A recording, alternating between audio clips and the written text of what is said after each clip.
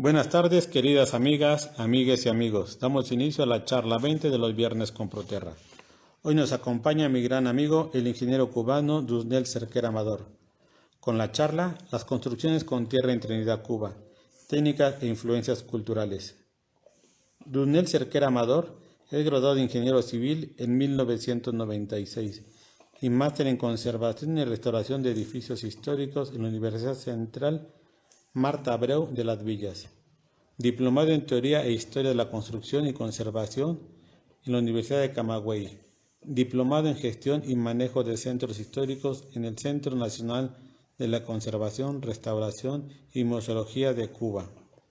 Diplomado en Administración Pública, Gerencia Empresarial de la Universidad José Martí de Santi Espíritu y actualmente cursa su pasantía doctoral en Ciencias Técnicas en la especialidad de Arquitectura. Fundó la Escuela Taller de Restauración de la ciudad de Trinidad en el año 1998. Coordinó la red de escuelas talleres en Cuba en el año 2000 y fundador de la red latinoamericana de escuelas talleres. Impartió docencia como profesor principal del curso de maestros de restauradores de la Escuela Taller de Trinidad, profesor adjunto de la Universidad Central Marta Abreu de Las Villas y la Universidad José Martí en Santi Espíritu. Es miembro distinguido de la Cátedra Iberoamericana de Arquitectura Vernácula de la Oficina del Historiador de La Habana y la Fundación Diego de Sagredo en España. Miembro de la Comisión Nacional de Monumentos de Cuba y miembro de la Red Iberoamericana Proterra. Actualmente se desempeña como director general de la Oficina del Conservador de la Ciudad de Trinidad, entidad responsable de la gestión de manejo de sitios de Patrimonio Mundial, el Centro Histórico de Trinidad y del Valle de los Ingenios. Por favor, ingeniero Dusnel, los micrófonos son tuyos. Muchísimas gracias, Ramón, y muchísimas gracias a todos los que nos acompañan esta tarde. Primero vamos a tener esta charla con un pasaje sobre la ciudad de Trinidad, donde veremos precisamente esos valores culturales que atesora la ciudad de Trinidad y porque anunciamos que va a ser entonces la sede del 20 Ciacot Iberoamericano de Arquitectura y Construcciones con Tierra en el 2021 y estamos preparando entonces este magno evento acá en la ciudad de Trinidad y por tanto de hecho ya lo estamos invitando. La ciudad de Trinidad, que junto al Valle de los Ingenios es declarado Patrimonio Mundial de la Humanidad en 1988 por los valores tipológicos y los valores, sobre todas las cosas, del hábito humano tradicional que en ella convive. Esa tipología de vivienda que se desarrolla muy característico en nuestra zona, la casa de patio, como vamos a ver en adelante, y esa restos arqueológicos y sitios en el Valle de los Ingenios que muestran ese modo de producción del azúcar de caña, sobre todo en los siglos XVIII y XIX, es lo que atesora precisamente el valor universal excepcional de la ciudad de Trinidad. La ciudad de Trinidad, que bueno, está ubicada al centro-sur de la isla de Cuba, es uno de los 8 municipios de la provincia espirituana y como bien se dice, tiene un centro histórico declarado Patrimonio Mundial, un pequeño centro histórico de 48.5 hectáreas en su totalidad, y el Valle de los Ingenios que tiene 427 kilómetros cuadrados de declaratoria de Patrimonio Mundial. El centro histórico, bueno, que atesora, sobre todas las cosas, esta edificación de los siglos XVIII, XIX y principios del XX, pues son característicos del periodo temprano de la ciudad. Pero alrededor del centro histórico también un conjunto de edificaciones asociadas como cementerios católicos y sistemas de fortificaciones militares que también entonces entra en esa declaratoria de Patrimonio Mundial. La casa tipo de la ciudad, una de esta casa de patio que refleja ese modo de construir que nos llega de ya a principios, estas casas que establecen como las leyes de India, la casa de patio para las nuevas construcciones en América, pues entonces, y con ese significado también religioso que contenía la casa de patio de un pedazo de cielo solo para la familia, pues entonces contemplan ese hábitat de la ciudad de Trinidad. Y también toda esa arquitectura doméstica que se desarrolla y esos modos y costumbres de convivir, pues entonces perduran también en la ciudad de Trinidad como valores excepcionales de esta importante villa. Sus conjuntos de plaza y plazuela con una trama bien irregular propia de ciudades tempranas de centro. Háblese de las ciudades de centro cubanas, vamos a hablar de Trinidad, Santi Espíritu, Remedios y Camagüey, pues entonces tiene todo este entramado muy irregular, no así como Santiago de Cuba y La Habana, pues por ser trazada por ingenieros militares. En estas ciudades de centro, pues entonces vemos toda esta trama urbana muy irregular, que es propio de esta ciudad, que se va conformando un conjunto de plazas y plazuelas muy típicas que le dan el valor. Un grupo de conjuntos militares asociados también a ese centro histórico, fundamentalmente fortines, cárceles reales y cuarteles de dragones, que entonces conforman también esa valía extraordinaria de la ciudad. Toda su arquitectura civil, también ya de un periodo mucho más tardío del siglo XX, pero que también atesora todos esos valores de la ciudad. El conjunto religioso, fundamentalmente, que también se conserva en la ciudad, y también esas tradiciones religiosas asociadas a estas iglesias, y la Semana Santa en Trinidad, pues es uno de los eventos culturales más trascendentales que tiene la ciudad, con todas esas formas y expresiones de la religiosidad católica que se manifiesta. También la ciudad atesora todos esos, los cabildos, la forma de agrupación de las etnias africanas que nos llegaron y que hoy se mantienen en la ciudad como expresión cultural del modo y costumbres africanas en ella, y toda la tradición cultural que también entonces muestran esas expresiones religiosas. La ciudad de Trinidad, que también tiene una riqueza artesanal y costumbres artesanales, por lo cual ha sido declarada por el Consejo Mundial de Artesanía, Ciudad de Artesanía del Mundo, y también por la UNESCO es declarada ciudad creativa en artesanía y artes populares, que son reconocimientos que atesora la ciudad por esas costumbres y tradiciones que muestra a nivel internacional. Toda esa artesanía que se muestra sobre todo en los tejidos de Yarey, en la cerámica, que en toda la ebanistería, el trabajo con madera, la herrería, el hierro, los metales, toda la orfebrería que también muestra, y sobre todo estos tejidos y lencería que son muy característicos. Pero la ciudad de Trinidad también atesora esos valores culinarios, de tradiciones, no solamente en la cocina, sino que se expresa el patrimonio también a través de esas formas y costumbres de hacer. Y esto que vemos aquí son entonces expresiones culturales de esa culinaria, y por tanto también aspiramos a ser ciudad gastronómica del mundo. Y para ello, bueno, hay una tradición sobre todas las cosas, no solamente de los modos de cocinar, sino también en bienes muebles dedicados a la cocina cubana.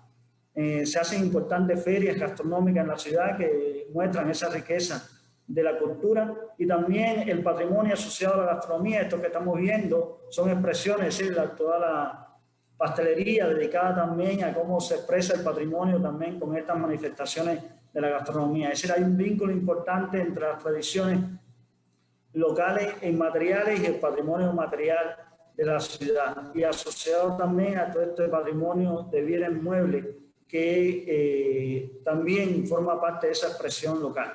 Todo eso, bueno, la gastronomía como elemento identitario también de la ciudad, pues son elementos que caracterizan el patrimonio local. Pero la ciudad de Trinidad está enclavada en un medio geográfico extraordinario, pues contamos con una península Ancón con extraordinarias playas al litoral costero, un valle de los ingenios que atesora todo ese patrimonio cultural, sobre todo de la industria azucarera, pero también un paisaje natural extraordinario, y bueno, sobre todas las cosas, todo el macizo montañoso que atesora toda esa cultura del patrimonio natural, y que se desarrolla un turismo de naturaleza, pero además atesora toda la arquitectura monumentalista en esas montañas del macizo de Topes de Collante, y que dan una excepcionalidad al conjunto regional para el desarrollo turístico de la ciudad. Muy cerca de dos ciudades también que forman parte del patrimonio mundial. Bueno, primeramente Cienfuegos, una ciudad que es parte del patrimonio mundial, donde todo el valor paisajístico que se disfruta de una ciudad a otra, es la ciudad más vecina que tenemos, y la ciudad de Santi Espíritu, una también de las ciudades dentro de las 7 villas fundadas pues entonces forman ya a nivel regional una trilogía de ciudades muy cerca que le dan también una riqueza extraordinaria a la zona. Bueno, de tal manera entonces queríamos presentarle en este contexto las construcciones de tierra, precisamente toda esa influencia cultural que se mueve en la ciudad con estas construcciones de tierra, sus técnicas fundamentales, lo que nos ha llegado y sobre todo las cosas en qué ambiente cultural se desarrolla toda esa arquitectura. Realmente al inicio no tenemos evidencia de que haya sido utilizada la tierra en todo el proceso precolombino. Toda la referencia que tenemos es que nuestra arquitectura primitiva pues fue fundamentalmente de elementos pajizos, ya sea elementos vegetales, y se desarrollaron tipologías constructivas como el caney, el bohío, la barbacoa, que son las topologías más representativas de ese periodo. Por tanto, en el periodo precolombino no tenemos noción de que haya sido utilizada la tierra como material de construcción, aunque no se puede descartar que nosotros, por el vínculo que tuvimos con las regiones americanas, todo el movimiento de indios de la región americana hacia acá, pues pudo tener influencia de alguna manera estas construcciones en el territorio en ese periodo, pero realmente no tenemos evidencia de ello. Como bien se dice, y toda esa también, el conocimiento de toda esa arquitectura que así se desarrollaba, sobre todo en Centroamérica, México, y que muchos de esos indios fueron traídos entonces a Cuba como esclavos y todo ese movimiento pudo tener también una influencia en la presencia de la tierra en Cuba en ese periodo bien temprano de la ciudad. Pero nuestra arquitectura, sobre todo el bohío, fue el elemento que más se desarrolló en la etapa del periodo de conquista. Vamos a hablar de un periodo bien temprano de conquista y entonces fue la primera influencia de hispanos sobre la casa del aborigen y que sobre todo desarrolló este tipo de construcción y mantuvo sobre todas las cosas los elementos vegetales en este primer periodo y no tiene evidencia del uso de la tierra tampoco en los primeros inicios de conquista de la villa, partiendo de 1514, en los primeros inicios de 1514. Este bohío que después permaneció a lo largo de la vida también del campesinado cubano y formó ya parte de ese paisaje hasta nuestros días, pues fue la primera influencia, la primera transformación de la casa hispana ya con la mezcla del bohío aborigen, y entonces permaneció este tipo de construcciones también ya en nuestra vida rural. Es decir, toda la referencia que tenemos sobre el tema, que todo el siglo XVI no hay noticias del uso de la tierra para las construcciones cubanas, pero sí hay referencia en algunos casos que se usaron los terrados para algunos techos y que si no queda en evidencia de ella, porque realmente muy pronto se tuvieron que abandonar por precisamente el sistema tan lluvioso que tiene la región, y que, pero no quedó evidencia del uso de estos sistemas constructivos en ese periodo. En Cuba realmente se tiene ya una evidencia más clara del uso de la tierra en el proceso de colonización, ya del surgimiento de las primeras villas, que a partir de 1511 pues comienzan a aparecer estas primeras villas y el uso de la tierra sí es predominante en cada una de ellas. Y se generan entonces técnicas constructivas para diferentes regiones, más bien por las posibilidades que existían y del uso de los materiales, y si así se desarrolla y se pueden identificar hoy para el occidente fundamentalmente las tapias, para el centro los entramados de madera, fundamentalmente lo que llamamos en Barreque, y para el oriente cubano entonces el puje, como llamamos aquí. La tapia, que era un sistema que solo La Habana en el siglo XVII se podía dar lujo de construir por este tipo de construcciones, y ya La Habana comenzaba a tener una importancia desde el punto de vista comercial y le permitía entonces ya asumir este tipo de construcción. Todavía para el centro de la isla pues seguían las construcciones muy rudimentarias y el uso de la tierra entonces en otras técnicas como los entramados de madera. Y para el caso del oriente, que es esta técnica del puje, que ya aparece precisamente por la influencia de los grandes movimientos de tierra tectónicos que existían en esas zonas del oriente cubano, es una influencia más bien española y que llega ya en un periodo bastante tardío del siglo XVIII acá. De esa manera, entonces, bueno, para nosotros el término embarrado, que viene de esa raíz castiza bastante vernácula, sugiere entonces esta vivienda de horcones y palos entrelazados, amasados y el barro amasado con fibra vegetal, que bueno, muy comúnmente se le conoce como bueno, el bareque y la quincha en otras regiones latinoamericanas. En Trinidad, el tema de la tierra se da en técnicas como el adobe, el mampuesto asentado en tierra, fundamentalmente el embarrado y los muros aspados. Son las técnicas más reconocidas como que nos llegan ya en un periodo un poco más adelantado, pero realmente las construcciones de adobe no eran idóneas para nuestro clima y muy rápidamente se abandonaron. E incluso el embarrado, que tampoco viene mucho a nuestro clima por los altos periodos lluviosos que tenemos, y queda realmente estas técnicas constructivas para las casas menos pudientes, y entonces el mampuesto el que viene a asumir mayor peso en las soluciones constructivas de nuestras edificaciones. Esta mampostería, la técnica estas técnicas mixtas del ladrillo y mampuesto que sube de ese desarrollo de la España mudéjar y que nos llega a nosotros fundamentalmente de esta influencia hispana que nos deja sobre todas las cosas ya en un periodo del siglo XVIII, porque comienza entonces la industria del ladrillo y la producción de ladrillo en nuestra zona, y comienza entonces a ocupar el espacio fundamental de los sistemas constructivos locales.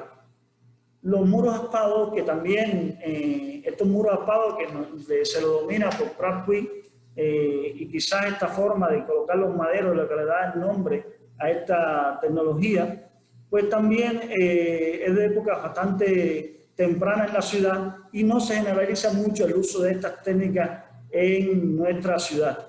Es decir, la técnica entonces del embarrado en su conjunto muestra esa evolución de aspectos ambientales y culturales del uso de diversos materiales, sobre todo la tierra, la madera, la piedra, que se dan indistintamente en la zona y que forman entonces esa expresión cultural de la región que tenemos. Es decir, veíamos cuando analizamos estos estudios que las problemáticas fundamentales que teníamos a la hora de intervenir estas técnicas constructivas, y se veía realmente un deterioro tanto en la ciudad como en el valle del uso de estas técnicas y sobre todo el abandono que estaban teniendo por la aplicación de otros materiales contemporáneos que realmente renegaron un poco de estas técnicas constructivas. Entonces nos dimos la tarea que qué acciones recomendar y para garantizar la conservación de este importante patrimonio construido con tierra.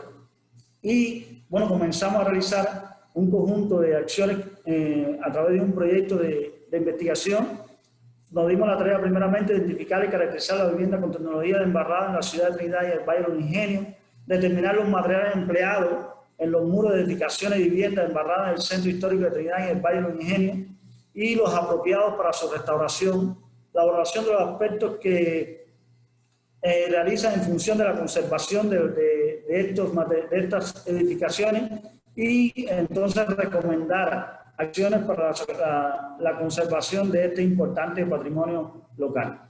Para ello, bueno, se diseñó toda una ficha para hacer toda la identificación y evaluación de estas tecnologías, donde agrupaba variables que nos permitieron entonces identificar cada uno de las viviendas existentes, sus rasgos generales, su nivel de conservación, rasgos tipológicos y aspectos tecnológicos que conformaban estas edificaciones. Y de tal manera, todas estas edificaciones tomamos del Valle de los Ingenios, de 29 asentamientos, bueno, ocupamos solamente uno, que fue San Pedro, por la magnitud que tenía la presencia de la tierra en este poblado, y bueno, la ciudad de Trinidad, como los dos ciudades, los dos poblados a estudiar en función de ello. Para ello, entonces, asumimos 69 viviendas para trabajar de ambos puntos. De tal manera, bueno, se hizo todo el levantamiento de los rasgos generales donde se pudiera identificar la existencia de cada uno de ellos, su periodo, su su valor de conservación, sus técnicas, etcétera, y se puede entonces identificar una ficha que ya está georreferenciada incluso para donde se puede ubicar cada uno, donde la existencia de cada una de estas presencias de estas edificaciones en la ciudad de Trinidad y en el Valle de Ingenio. Se hizo un estudio tipológico basado en la planta y la forma de la cubierta, donde se pudieron identificar 3 variantes fundamentales de la casa de embarrado. Sobre todo la primera, de influencia hispana, esta casa que tiene 2 muros paralelos a la calle principal y un colgadizo y presencia no de martillo. Es decir, esa fue una de las tipologías fundamentales que se nos dieron. Y la otra, otra variante dentro de la vivienda, es que permanecía entonces esta misma forma cuadrada de la planta, pero que tenía presencia del muro lateral, los 2 muros laterales a la fachada. El principal daba hasta la cumbrera, formando entonces una cubierta de palo y picadero, como nosotros llamamos por acá, que cambiaba precisamente las concepciones primarias de la casa hispana, que dividía los 2 espacios de sala, saleta con las habitaciones y el colgadizo posterior.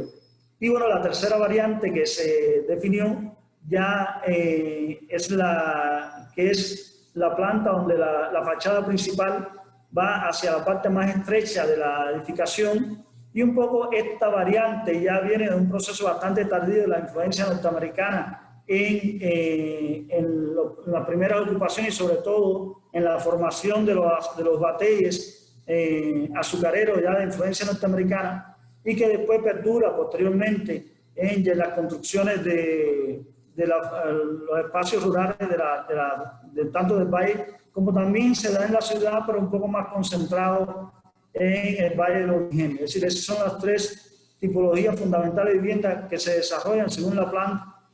En cuanto a los aspectos constructivos, se ven los entramados, el uso de los rellenos con tierra pura, es decir, ya formando el elemento de la tierra amasada con la hierba, solamente pura dentro de un contenedor que forma, por supuesto, la técnica del embarrado, la técnica del bareque, pero también entonces hay otra variante que se da muy característica, el uso de la piedra como relleno, asentada en mortero en tierra, y la última variante que es prácticamente la tierra en seco, la piedra en seco colocada dentro de la estructura de horcones y cubos. Esas son las 3 variantes fundamentales y por supuesto todo revestido a base de tierra y terminaciones de cal.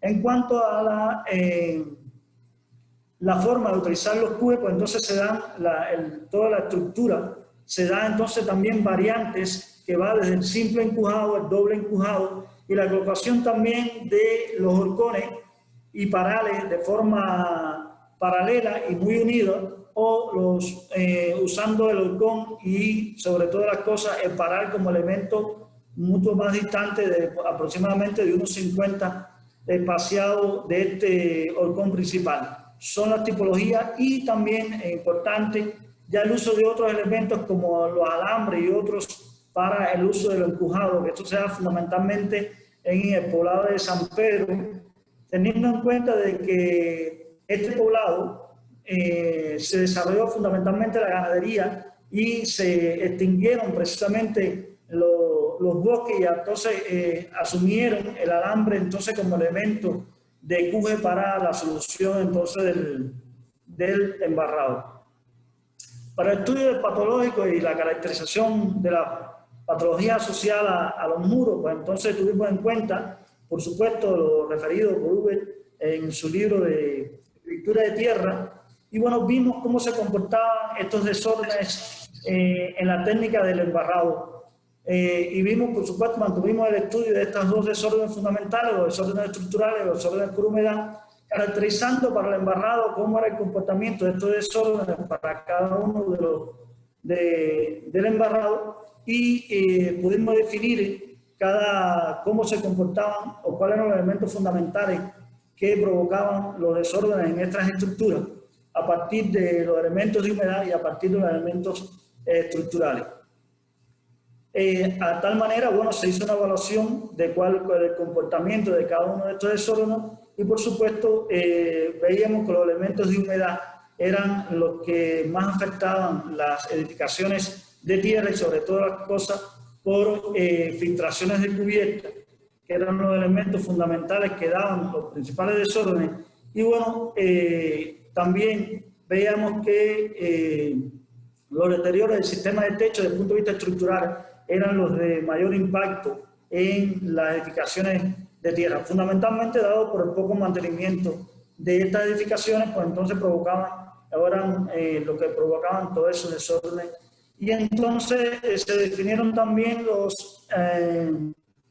cuáles eran las lesiones asociadas a estos desórdenes, y entonces se evalúa el comportamiento de cada una de las lesiones para cada uno de esos desórdenes, y entonces se evalúa que las humedades son las que provocan las lesiones primarias, y todo esto generado, por supuesto, por filtraciones de cubierta y por humedades por capilaridad, fundamentalmente, que llevaban consigo la producción de los elementos estructurales de horcón y paral, los que mayor influencia tenían en estos desórdenes.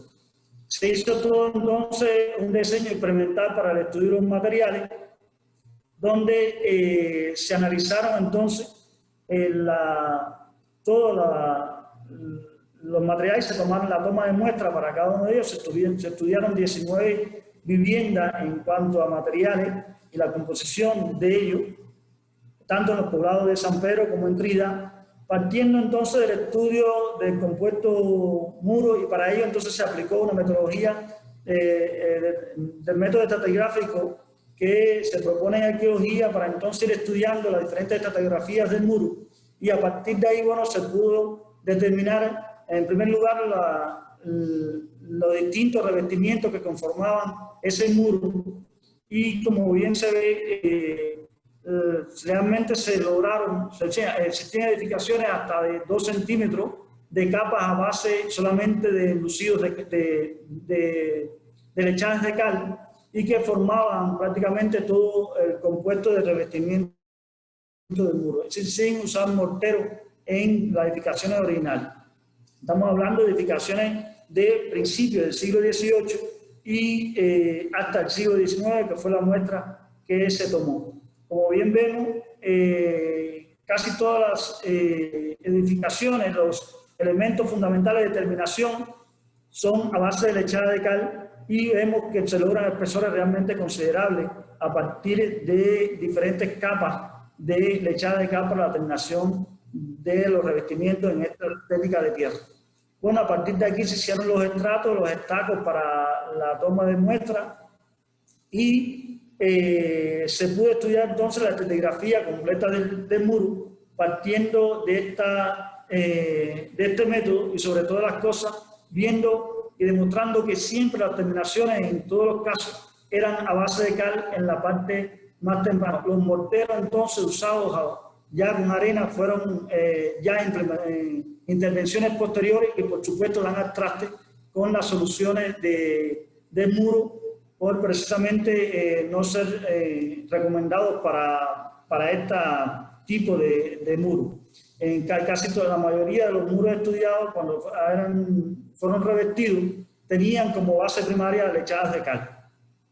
Entonces se hizo también todo el estudio de la composición de suelo y fibra vegetal, y se hizo entonces todos los análisis de laboratorio para cada una de las muestras. En primer lugar, todo el análisis se le analizó el pH del suelo de cada una de las muestras, partiendo, bueno, que era importante saber el pH del suelo, para que se tiene en cuenta que los suelos de bajo pH realmente son mucho más favorables a la conservación de los elementos orgánicos dentro del muro.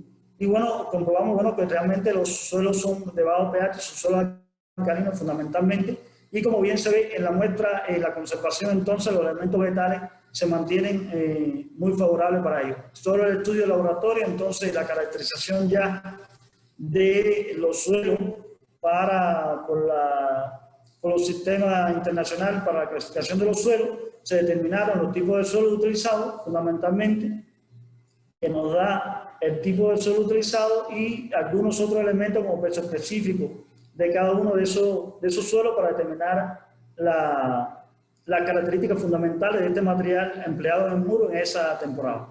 Vemos entonces que realmente los suelos que se comportan tienen un comportamiento bastante estable de peso específico, es decir, no hay una gran dispersión en los resultados. Sin embargo, en el tema de la fibra sí existe una gran dispersión de los valores de la fibra, por tanto, vemos que hay realmente no fueron dosificados, fueron a nivel empírico todas estas mezclas, y por eso entonces consideramos la dispersión que tiene el uso de la fibra vegetal dentro de la muestra de suelo. Bueno, a partir de esto se comenzó entonces el estudio de los suelos apropiados para la restauración de estas edificaciones. Se comenzaron a estudiar las principales fuentes que pudieran darnos estos suelos. Se comenzó todo el trabajo de toma de muestras, de campo, estudio de ensayo, es decir, todas las tesis de suelo para definir cuáles eran los más apropiados para la conservación e intervención en estos lugares. Y bueno, cuando hicimos todos los estudios de los suelos propuestos, bueno, coincidieron con los suelos estudiados y determinamos entonces los suelos apropiados para intervenir en estas edificaciones a partir de cada uno de los test realizados a partir de los ensayos. Hicimos también, importante, una preparación de las mezclas suelo con fibra vegetal. La fibra vegetal determinada era la que nosotros conocemos fundamentalmente como una hierba conocida pitilla, que era la que generalizaba todo el uso de la fibra vegetal para la estabilización del suelo. Y entonces comenzamos un análisis del comportamiento de las mezclas en diferentes periodos en cuanto a la pérdida de peso, en cuanto a las retracciones, en cuanto a una serie de elementos físicos que estudiamos para las muestras. Y bueno, determinamos entonces las proporciones adecuadas para el uso, entonces las mezclas apropiadas para la elaboración de estas edificaciones. También otros ensayos básicos como absorción capilar y todos estos ensayos que se le hacen para ver entonces el comportamiento ya a otros agentes externos como humedad y demás, como ensayos de goteo y otros ensayos que se le hicieron a los suelos para determinar entonces las características idóneas para usarlo en las edificaciones. Una vez, bueno, tenido ya las características de los suelos que podíamos usar para la restauración de estas edificaciones, dimos entonces una idea de cómo comenzar entonces un proceso de restauración. Comenzamos varios trabajos, sobre todo desde los niños, trabajo con niños, trabajo con la comunidad, trabajo con especialistas para comenzar entonces un proceso de restauración de estas edificaciones. Y escogimos entonces el poblado de San Pedro, este poblado por precisamente ser fundado a finales del siglo XVI, es un núcleo poblacional que se funda por negros libertos fundamentalmente en este proceso, en el camino hacia el Santo Espíritu, y que conservaba todavía edificaciones de este periodo y comenzamos entonces a identificar y caracterizar las edificaciones existentes en este poblado y comenzamos entonces a trabajar en el núcleo fundamental la conservación entonces del poblado de San Pedro. A partir de aquí comprobamos que existía todavía en el poblado una tradición constructiva, existía además una presencia importante del uso de la tierra como material de construcción. Sin embargo, también estas tenían importantes problemáticas desde el punto de vista de conservación, de mantenimiento, todas estas edificaciones, con grandes deterioros, niveles considerables de abandono en la comunidad de estas tecnologías y también los proyectos que se desarrollaban en la comunidad ya por otro organismo, entonces estaban dedicados a las construcciones un poco más modernas, utilizando sobre todo el bloque, el de hormigón y otros materiales. Y entonces vimos que también importantes pobladores comenzaban a construir y mantenían su sus casas construyendo con tierra de manera espontánea. Y bueno, ¿cuál era el resultado del trabajo que se presentaba? Era la búsqueda de una solución constructiva sin perder el significado cultural de la arquitectura vernácula en el país. La solución para ello sería un proyecto generador de empleo sobre todas las cosas y revalorización de la arquitectura de tierra en la región. Para ello comenzamos entonces un proceso de restauración de las principales edificaciones patrimoniales. Esta edificación de finales del siglo XIX, bueno, comenzamos su restauración, se restauró prácticamente en su totalidad, toda con participación comunitaria, es decir, convocamos a todos los pobladores que conocían de la técnica y comenzamos entonces un trabajo de restauración de las principales edificaciones patrimoniales del área. A partir de aquí, entonces, se propuso un proyecto ya para nuevas edificaciones, teniendo en cuenta las tipologías fundamentales de la edificación, pues entonces propusimos un tipo de vivienda para el poblado y comenzamos todo un proceso de nuevas construcciones para resolver el problema de hábitat. Ahí toda la comunidad, fundamentalmente dimos empleo a la mayoría de los que conocían las técnicas del embarrado y comenzamos entonces a trabajar en este proceso de construcción de nuevas edificaciones y bueno, los resultados partiendo también de los elementos fundamentales que tuvimos en cuenta son el diseño de la edificación, no solamente ya con unos elementos contemporáneos, que elementos de zócalo, sobre todo las construcciones del periodo temprano no utilizaban el zócalo para aislar el horcón y los elementos vegetales del suelo, lo que traía consigo un rápido deterioro de los elementos que iban hincados directamente al suelo. Entonces propusimos una serie de soluciones técnicas para mejorar, sobre todas las cosas, las soluciones constructivas propuestas. También aceras que bordeaban toda el área. Esto evitaba precisamente las humedades que se generaban por drenajes pluviales que iban directamente al muro, entonces ya se alejaban del muro y esto evitaba considerablemente el deterioro de los elementos fundamentales del entramado como el horcón y el paral. Y los elementos entonces como un zócalo para suspender todos los elementos vegetales del suelo y de tal manera entonces se logran este tipo de edificaciones que realmente hoy tienen una acogida extraordinaria en el poblado. Como resultado fundamental, bueno, ya se han construido unas 14 viviendas en el poblado de un proyecto que abarca 100 viviendas a construir y que bueno, ya estamos en un proceso de iniciar ahora el próximo año 8 nuevas viviendas y así completaremos entonces entre este año y el otro unas 30 viviendas construidas en el poblado de San Pedro. Bueno, otras propuestas también que hemos tratado de introducir en el uso de la tierra en la zona, fundamentalmente para los poblados rurales, bueno, es el BTC que fue una solución que se recomendó usando precisamente la prensa Matone, que es un gusto entonces tener a Gloria por acá y que realmente fue una de las colaboradoras más importantes que tuvimos para este proyecto. Y utilizamos entonces la prensa Matone para introducir esta nueva tecnología para la solución de vivienda rural. Tuvimos el tremendo placer de trabajar entonces con el profesor Matone, con Gloria, también con Giacomo Chiari, que fue director de ciencia del Getty por mucho tiempo, que trabajó con nosotros en toda esta realización de este proyecto. Y que este proyecto es muy interesante porque usaba el cieno como estabilizador para la tierra, el cieno que es el residuo de un proceso industrial de la obtención del acetileno, y esto se convertía o se convierte en un residuo industrial y entonces lo reutilizamos para la estabilización química de las arcillas, el uso de bloques de tierra comprimido. Como bien, esta es la planta de acetileno y la producción del acetileno.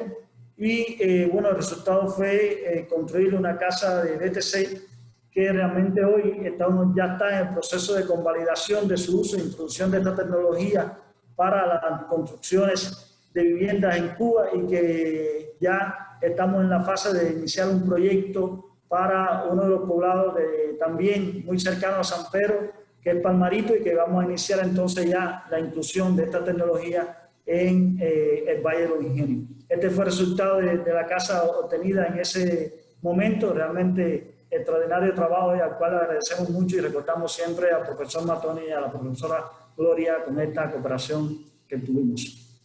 Y bueno, el resultado de ese mueble, que esa edificación que hoy realmente lo tenemos como proceso evaluativo. Quiero decirle que ha pasado todo un proceso evaluativo de la tecnología.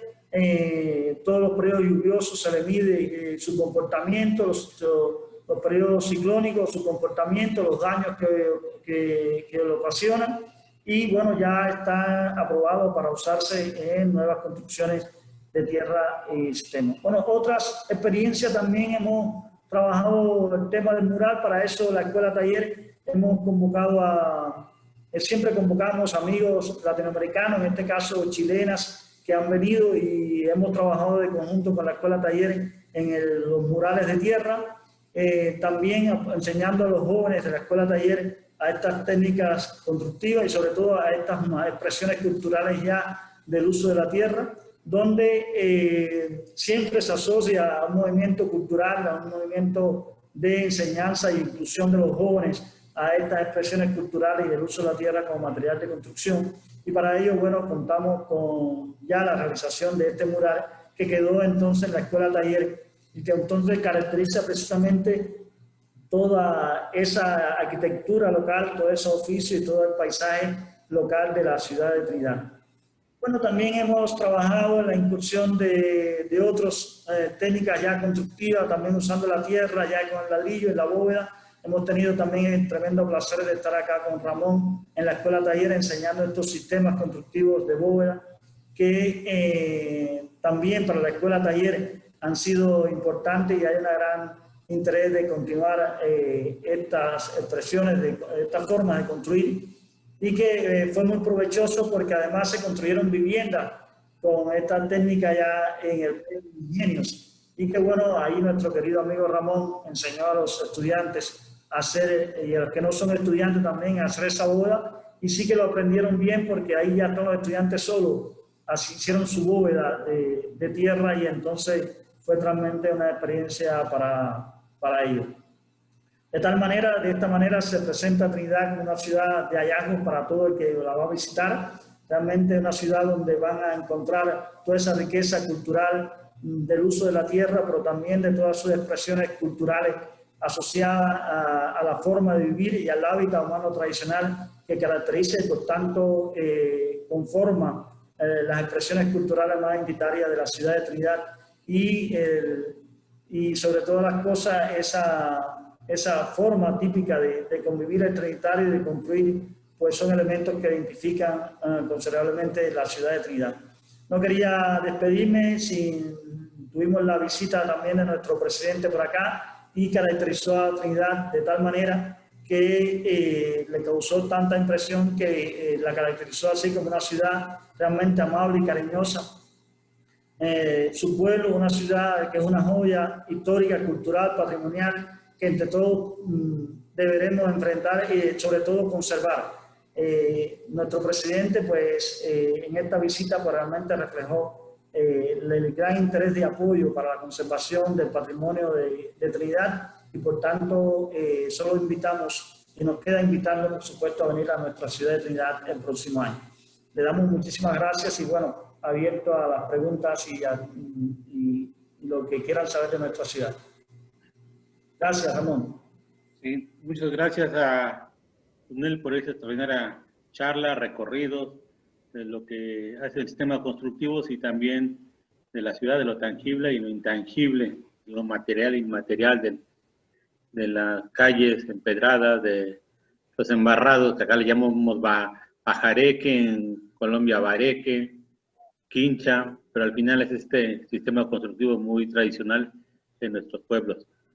Pues están abiertas los micrófonos, si alguien quiere preguntar, con gusto.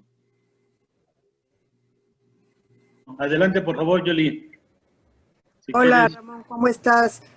Primero, una felicitación a Dunsel por enseñarnos su magnífico trabajo, sobre todo de observación, que es todo un patrimonio de la arquitectura con tierra y no sabía que hubiera tanto allá. Gracias por enseñarnos tu ciudad y creo que es muy valiosa tu investigación. Me imagino que parte de ella es de tu tesis doctoral y de lo que habíamos platicado por ahí en Oaxaca. Y pequeñísima recomendación. Algunas cosas se nos pasaron porque pasaste demasiado rápido las diapositivas, ¿verdad? Sobre todo yo estaba interesada en la parte técnica del laboratorio. Finalmente fue esta participación mía para felicitarte por tu trabajo, Dunsel. Gracias. De todos modos, las conferencias quedan y pueden después con detalle ver, porque realmente quería un poco mostrar todo el trabajo y que sí, hay un fuerte trabajo de estudio de materiales para la restauración, sobre todo de la tierra y el uso de la cal. Cuando veíamos la conferencia de Luis Fernando, pues coincidíamos con muchos detalles, sobre todo el uso de la cal para los revestimientos, que hemos trabajado mucho por acá. Y bueno, sobre todo el estudio de las mezclas para el tema de nuestro embarrado, que también lo hemos trabajado bastante, y entonces, bueno, de esto hay un trabajo investigativo, pero que, bueno, está ahí en la presentación y, por supuesto, cualquier idea o duda o recomendación, estamos muy abiertos. Gracias y muchos saludos. Gracias.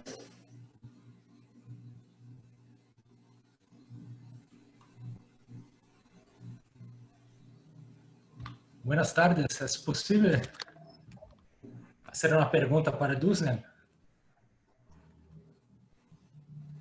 ¿Me escuchan? Sí. Sí. Sí, por favor, primeramente quería agradecer. Sí, gostaria de saudar a todos, a todas. Vou tentar falar muito portunhol. Agradecer a belíssima apresentação de Dunsel. E também tenho gana de ir a Trinidad e conhecer essa belíssima cidade. E gostaria de saber, tu has apresentado dois caminhos, não, de construção dentro do projeto de construção de novas casas. Tem dois eixos, não? Uma de recuperação das casas existentes com as técnicas já tradicionais e outras com a inserção já também do solo cimento, né? Construção de novas casas com outras técnicas. Se também me gostaria de saber se pensaram também a ideia da pré-fabricação da técnica de Bajarec, de fazer painéis pré-fabricados, nesta ideia de construir 30, 40 casas, uma questão de como viabilizar canteiros, não, de obra em larga escala. Sí, la idea fundamental es ir introduciendo algunas de las técnicas que más se conocen, y sobre todo las cosas que haríamos, exactamente eso, no perder la tradición local del uso del bajarec o del uso del embarrado para las construcciones, y sobre todo para la conservación de ese patrimonio edificado, que era un elemento básico, y proponer otras tecnologías que pueden ser otras, ya sea la que también me dices, que generalicen el uso de la tierra, no solamente por lo conocido, sino también que existen otras tecnologías que pueden dar solución al problema del hábitat en las zonas rurales. Esos son los dos objetivos fundamentales del proyecto. Iniciamos con el bloque de tierra comprimido porque está un poco más asociado al elemento del bloque de hormigón, y sobre todo había una idea de que siempre construir el bajarec, que tenía deformidades y que a veces no gustaba. Entonces propusimos el bloque de tierra comprimido porque se puede lograr una vivienda con todos los elementos y aristas de terminación excedente, pero también usando la tierra. Así que se podía usar, no solamente se podía hacer nuevas construcciones con tierra, con otras tecnologías, un valor estético realmente significativo. Y queríamos también demostrar eso. Había un gran abandono del uso del bahareque, del embarrado para las nuevas construcciones, precisamente porque no existía un movimiento para la conservación de estas técnicas, y asociado también a las carencias de materiales para las otras construcciones. Entonces había un nivel de abandono considerable en este tipo de construcción. Entonces nos dimos la tarea de conservar ese patrimonio y proponer otras tecnologías que pudieran también ser agradables, un poco más agradables al elemento estético, de requerimientos locales, por supuesto, porque las personas querían tener una casa con elementos, con aristas terminadas, una serie de elementos que pedían, y entonces, bueno, propusimos el bloque de tierra comprimido como una solución al tema. Por supuesto que pensamos un poco introducir, y estamos pensando en la idea de un polígono de ecoconstrucciones, es decir, ecoconstrucciones con tierra donde puedan manifestarse diferentes tecnologías. No solamente el bloque de tierra comprimido, sino también el tapial, que es un elemento fundamental y se pueden lograr muchísimas cosas. Y esta que nos propone, que también, sobre todo, es más usada en el oriente de Cuba, en Santiago de Cuba, sobre todo, que viene esas sí son técnicas que un poco más orientales, que se utilizaron en Santiago y se utilizan en Santiago de Cuba, pero que en la región central son menos conocidas.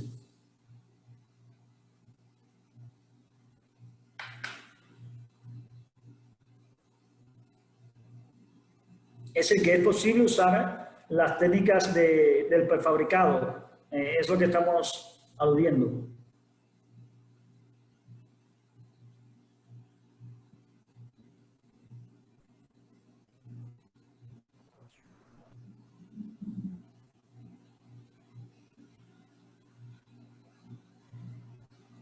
¿Alguna otra pregunta, comentario que quieran hacer? Donatiu, levanta la mano. Adelante.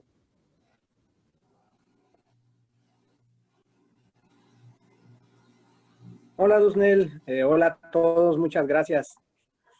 Yo tengo una pregunta. En todo este trabajo también se consideró,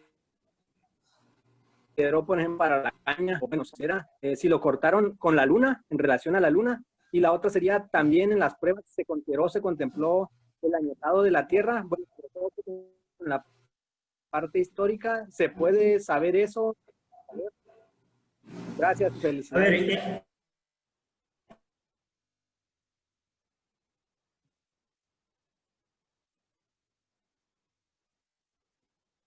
A ver, siempre en nosotros, es decir, saber cuál es la menguante y qué madera picar en las menguantes para que las sábilas entonces sean apropiadas y no vengan, sobre todo los xilófagos, para atacar la madera. Sabemos que en los tiempos de luna nueva, entonces la sábila está mucho más cargada en la madera, y siempre tomó como tradición de muchas maderas cortarla en la luna menguante, que es cuando menos carga tiene de humedad, y se tienen en cuenta muchos de esos elementos. Además, hay una tradición local del uso de estas maderas y algunas incluso no precisamente coinciden con la menguante. Hay otras que es mejor picar en luna nueva. Es decir, todo eso se tiene en cuenta para el uso de la madera.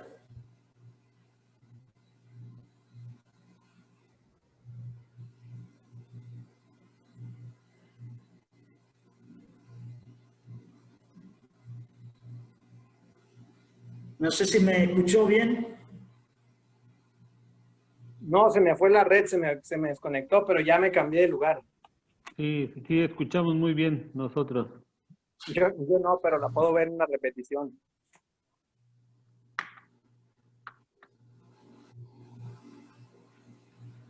Más está por ahí, quería. Pues bueno. Si no, pues terminamos aquí la reunión y nos vemos la próxima semana.